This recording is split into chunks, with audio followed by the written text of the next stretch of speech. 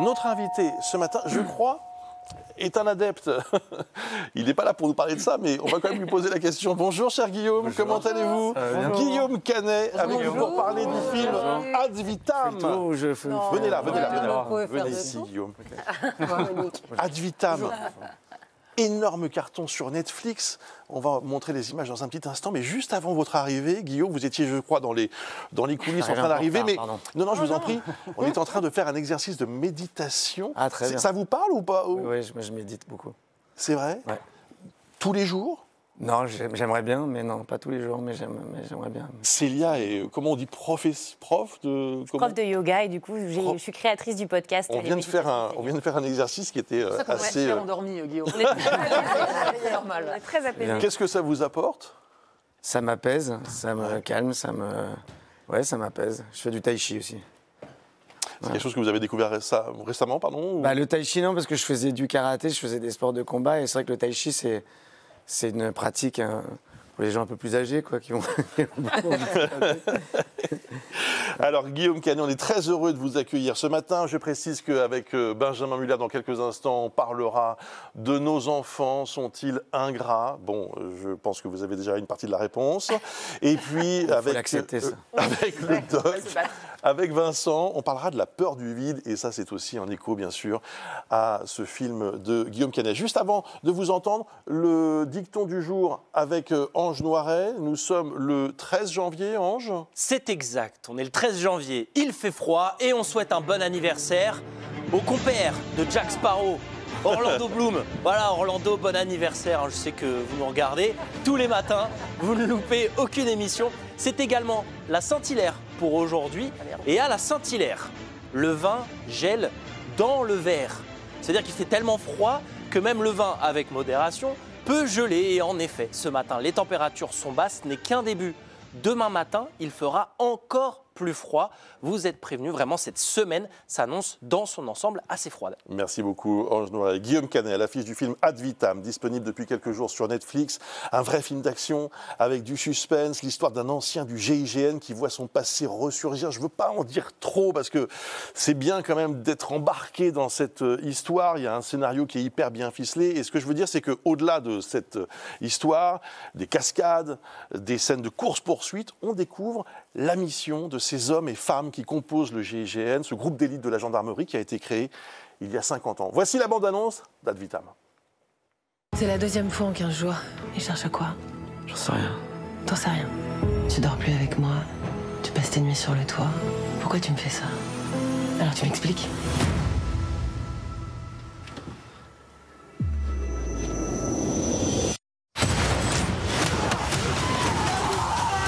Quelle tristesse. Je te laisse une dernière chance pour régler tout ça.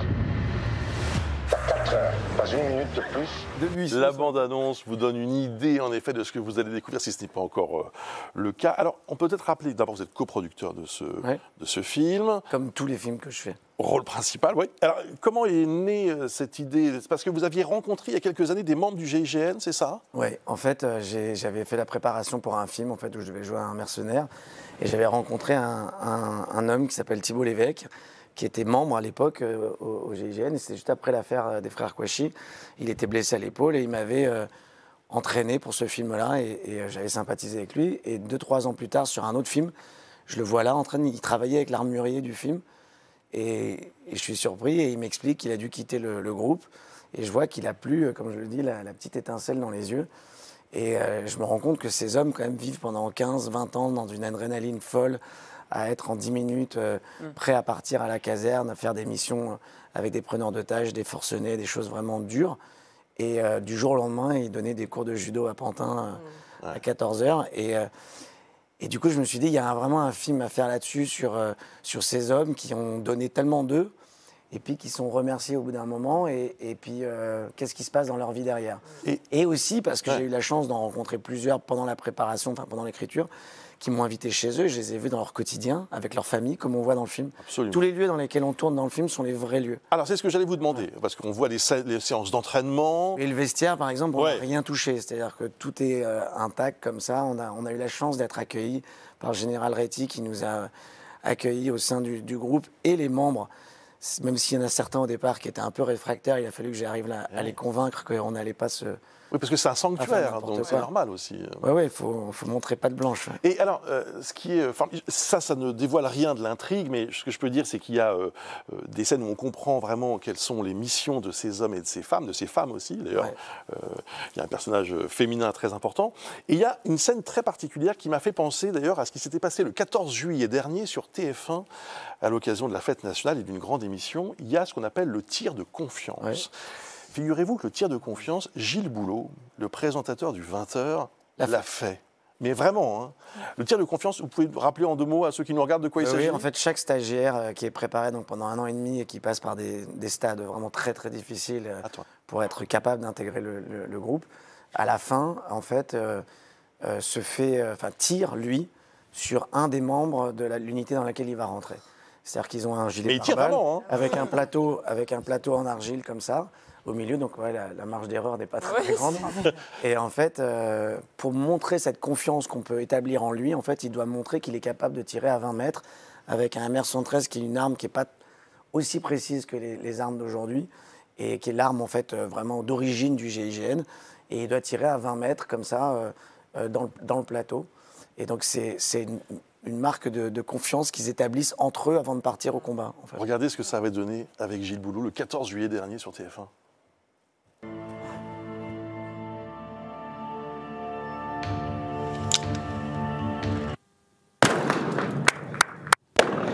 Oh.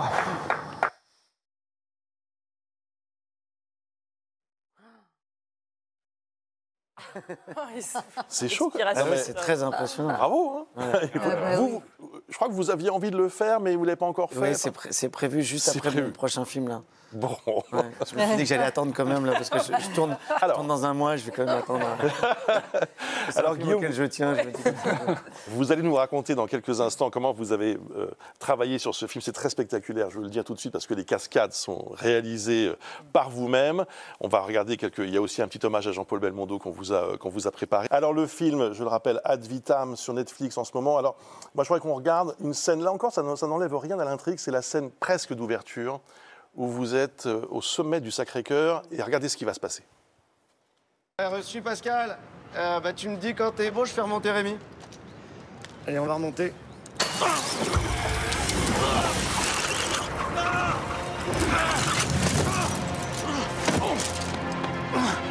Ça va, Franck? C'est bon, c'est bon. Oh, qu'est-ce qui se passe là-haut? Il y a Franck qui est tombé.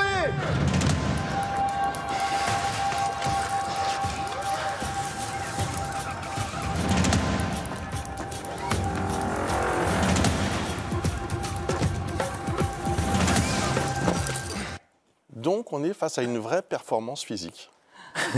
Racontez-nous, pourquoi vous avez voulu faire ça? Je sais pas, en fait. Non, en fait, je me suis réellement posé la question au début du tournage, en fait, en préparation, je me suis dit, mais pourquoi j'ai écrit ça? J'avais un vertige monstrueux, en fait, avant d'écrire ce film. Je sais pas, c'est peut-être un signe de la vie qu'il fallait que j'écrive cette histoire pour surpasser ça. Et c'est vrai que j'ai eu la chance de faire ce travail énorme avec d'abord le GIGN, après avec les frères Coderlier, en fait, qui sont des gens qui s'occupent de toutes les attaches, qui sont cordistes sur les tournages, et qui m'ont vraiment sécurisé, rassuré, entraîné. Et c'est vrai qu'avec le groupe, avec le GIGN, j'ai pu vraiment apprendre à déconnecter le cerveau et être capable de... Il n'y a pas que cette scène-là, il y a d'autres scènes qui sont très impressionnantes, qui m'ont d'ailleurs fait penser à Peur sur la ville de Jean-Paul Belmondo. Un vrai clin d'œil, une vraie Vous êtes envie effectivement sur les toits de Paris. Voilà, regardez la photo de Jean-Paul Belmondo. Ça, c'est une scène mythique. Et on vous voit aussi, vous, dans le film. Là, voilà, il y a un vrai clin d'œil assumé. Ouais, après, la vraie différence, c'est qu'aujourd'hui, nous, on n'a plus le droit de faire des choses comme ça si on n'est pas sécurisé. Soit avec des filets, soit avec un câble. Je dois vraiment tirer mon chapeau à Jean-Paul qui allait comme ça alors, en balade. Je sais que vous avez eu la chance de le rencontrer, d'être proche de lui. On a retrouvé une petite archive, j'espère que ça vous fera plaisir de le revoir au sujet d'un tournage justement où il y avait des cascades. Joyeuse Pâques en 1984, regardez. Attention pour cet effet, donc aucun figurant sur le parcours. combienième cascade? Ça en fait beaucoup, je crois que ça va bien. Vous n'avez jamais calculé? Non, je n'ai pas calculé. C'est une bonne idée, par exemple. Il ne faut pas trop le dire parce que ma mère n'aime pas que je fasse des cascades.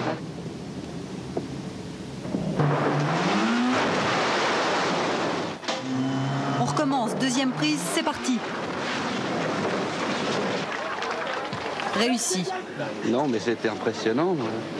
Hein, moi, j'ai eu très peur.